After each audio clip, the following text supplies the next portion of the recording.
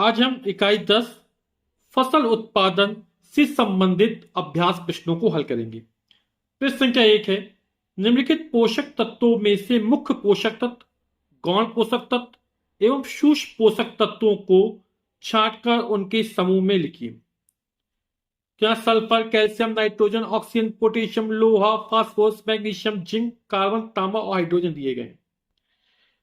अब जो हमारे मुख्य पोषक तत्व होते हैं जिनकी पौधों को सबसे ज्यादा आवश्यकता होती है, जैसे कार्बन, हाइड्रोजन एवं ऑक्सीजन को पौधे जल एवं वायु से प्राप्त कर लेते हैं, जबकि नाइट्रोजन, फास्फोरस, पोटेशियम इनको पौधे भूमि से प्राप्त करते हैं। तो जल, वायु और भूमि से ये हमें पोषक तत्व मिल जाते हैं।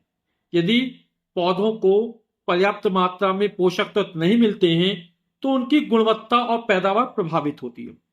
तो nitrogen, oxygen, potassium, phosphorus, carbon और हाइड्रोजन ये मुख्य पोषक तत्व हैं। गौण पोषक तत्व जिनकी जो आवश्यकता होती है वो मुख्य पोषक तत्वों से कम होती है, जैसे यहां पर हो जाएगा सल्फर, कैल्शियम, मैग्नीशियम, ये गौण पोषक तत्व में आते हैं। और सूक्ष्म पोषक जिनकी मात्रा बहुत कम आवश्यकता पड़ती है, उसमें लोहा हो जाएगा, जिंक हो जाएगा, तांबा हो जाएगा। प्रश्न संख्या 2, स्तंभ आ व स्तंभ बा के अनुसार स्तंभ सा में संबंधित फसलों के दो दो उदाहरण लिखिए।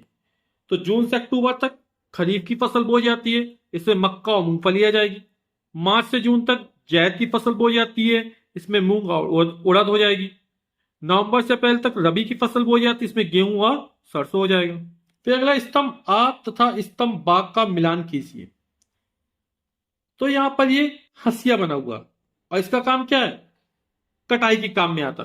तो हंसिया जो है उसको कटाई से हम मिला देंगे।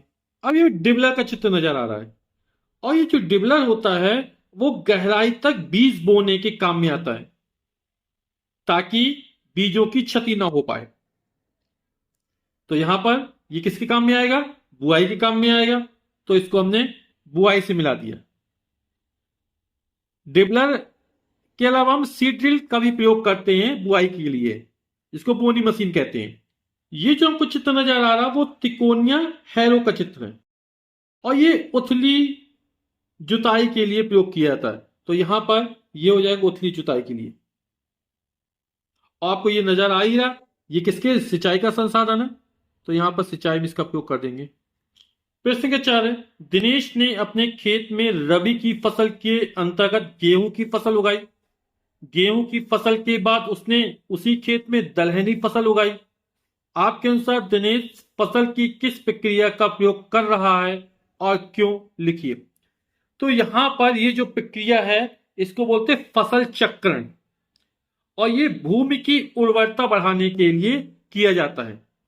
खेत में जब एक ही फसल वर्ष दर वर्ष लगाई जाती है तो भूमि की पोषकता प्रभावित होती है। इसके लिए एक फसल के बाद दूसरी विकल्पी फसल लगाने की प्रथा है, जिससे भूमि की उर्वरता बनी रहती है। इसे फसल चक्रण कहते हैं।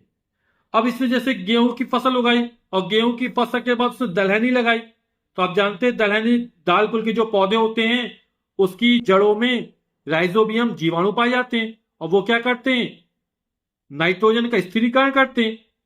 तो नाइट्रोजन की कमी क्यों पूरी हो जाती है, भूमि की उर्वरता बनी रहती है। इसलिए एक फसल के बाद विकल्पी फसल का प्रयोग करने से भूमि की उर्वरता बनी रहती है। प्रश्न के 5, फसल उत्पादन के विभिन्न चरणों को क्रमबद्ध करिए। तो ये चरण हमको दिए, इसको क्रमबद्ध करना है, मैंने क्रमबद्ध करके लिख दिए। मिट्टी तैयार करना, फिर बुआई, फिर खाद एवं उर्वरक देना, फिर सिंचाई, खरपतवार से सुरक्षा, फिर कटाई और फिर भंडारण। प्रश्न का 6, फसल चक्र से होने वाले लाभ लिखिए।